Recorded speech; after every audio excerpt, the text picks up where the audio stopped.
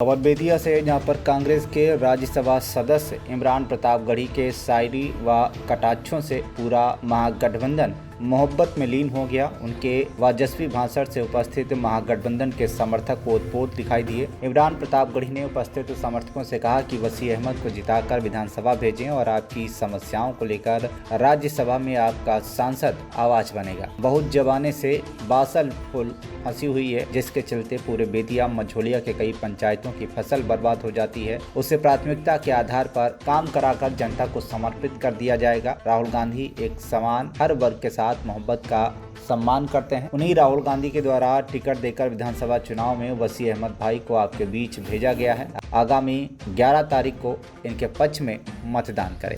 चौकीदार कहाँ सोया है चौकीदार के अब बिहार में बन जाएगी तेजस्वी सरकार। कहाँ सोया है चौकीदार, कहाँ सोया है चौकीदार के बेच रहा है इसी काम में हासिल से महारत बेच रहा है कि रेल बिक गई, तेल बिक गया, बिका हवाई अड्डा। अगली लाइन पे तैयार रहिएगा कि रेल बिक गई, तेल बिक गया, बिका हवाई अड्डा। सब कुछ बिकता देख के खुश है अपने जेपी नड्डा। तेजस्वी यादव जी समाहित है, मुकेश सहनी जी समाहित है और आईपी गुप्ता जी समाहित है।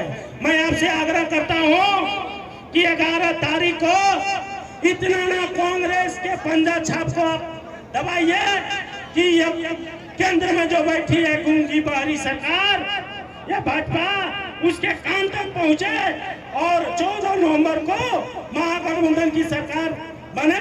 इसी के साथ मैं अपने बाड़ी को विराम देता हूं और एक जयकारा लगाता हूं, आप साथ दीजिएगा। राहुल गांधी, राहुल गांधी, वसीम अहमद। हाकिम ये सोचते हैं कि बिहार तो दिल्ली के रिमोट कंट्रोल से चलाया जाएगा, लेकिन मैं पूरे बिहार में होता हुआ आपके बीच में पहुंचा हूं। खगड़िया से लेकर के, बिहार शरीफ से लेकर के, नालंदा से लेकर के, पूर्णिया से लेकर, कस्बा से लेकर के, धमदाहा से लेकर के, बरबीघा से लेकर के, दीघा से लेकर, फुलवारी शरीफ से लेकर के, गया टाउन से लेकर के, पूरे बिहार का दौरा करता हुआ आज बेतिया पहुंचा हूं। और यहाँ आकर के पूरी जिम्मेदारी से कह रहा हूं साथियों कि ये टीवी चैनल वाले अपने टीवी शो में और चैनल पर भले ही कुछ दिखाएं कि बिहार में क्या माहौल है, लेकिन सच्चाई ये है कि बिहार में महागठबंधन एक तरफा सरकार बनाने जा रहा है, कोई दो राय नहीं है। आने वाली 11 तारीख को जब आप वोट देने के लिए हाथ के पंजे के सामने वाला बटन दबाने के लिए बूथ पर जाएंगे तो आप सिर्फ वसीम अहमद को विधायक नहीं चुनेंगे, बल्कि तेजस्वी जी को मुख्यमंत्री बनाने के लिए जाएंगे। ये लड़ाई बहुत बड़ी लड़ाई है और इस बड़ी लड़ाई में आप तमाम साथियों को एकजुट होकर के बेतिया के विकास की लड़ाई लड़नी है, बेतिया को आजादी दिलानी है, स्वतंत्रता। हाल स्थिति जो है, सबसे पहले मैं बेतिया शहर का जल निकासी सिस्टम को अच्छा करना चाहता हूँ। एक दिन बारिश होती है, 4 दिन स्कूल बंद रहता है, हमारे भी बच्चे स्कूल में जाते हैं। यहाँ की सड़कें बदहाल है, सड़कों को बनाना चाहता हूँ। ये मूलभूत सुविधाएं हैं जो जनता को हर हाल में मिलना चाहिए। सड़क, नाली, पीने को पानी, बिजली, ये समुचित विकास नहीं कर पाई है। एनडीए की सरकार बिहार में है, केंद्र में भी है उनका, ये प्राथमिक मुद्दा है। इसके अलावा महिला शिक्षा पे है, बच्चियों के लिए कोई अच्छा स्कूल कॉलेज इस तरह से नहीं है बेतिया में, अच्छा कॉलेज बनाया जाए। गर्ल्स एजुकेशन पे काम करूँगा, युवाओं को रोजगार के लिए 25 लाख से ज़्यादा नियुक्तियाँ हैं बिहार में, लेकिन सरकार बस नहीं चाहती ताकि कि युवा बेरोजगार होकर सड़क पर घूमें, उन्माद फैलाएंगे, बेरोजगार रहेंगे तो उन्माद फैलाएंगे, बच्चे घूमेंगे, जंगली घूमेंगे, युवा पढ़ लिख जाएगा तो परिवर्तन होगा। तो मैं युवा रोजगार का मुद्दा उठाने वाला हूँ। अगर मुझे प्रतिनिधित्व करने का मौका मिला तो बिहार में 20 सालों से रोजगार सृजन का काम नीतीश कुमार ने नहीं किया। हाँ, सड़कें बनी हैं, कुछ काम हुए हैं, लेकिन सड़कों से पेट नहीं भरता, लोगों का घर नहीं चलता। रोजगार सृजन सबसे मुख्य मुद्दा है, पहली प्राथमिकता हमारे महागठबंधन ने भी तय किया। मैं भी इसका एक सदस्य हूँ। रोजगार, युवा रोजगार पे हम लड़ेंगे, युवाओं को रोजगार देंगे। क्या आपकी सरकार आती है तो पलायन रुकेगा?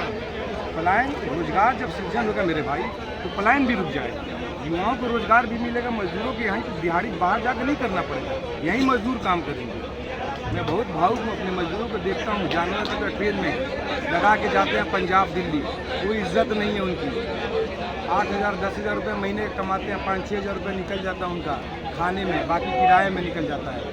बीच में कोई जेब कतरा भी काट लेते। एक मजदूर जो जाके 6 महीने मजदूरी करके आए, घर जब खाली हाथ वापस आए, आप उसके दर्द को महसूस नहीं कर सकते। बेतिया मझौलिया में कितना विकास हुआ है?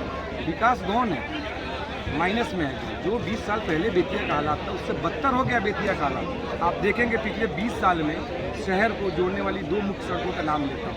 कमलनाथ नगर से सुप्रिया सिनेमा से कमलनाथ नगर, जो कमलनाथ नगर होते हुए 3 लालटेन सेंट्रेशन लाल बाजार को जोड़ती है। पिछले 20 साल से सड़क टूटी हुई है, बदहाली में है, कोई काम नहीं हुआ। मनुआ पुल से लेकर जमदार पुल, मुझे याद ही नहीं है पिछले 30 सालों में सड़क पे कभी काम भी हुआ।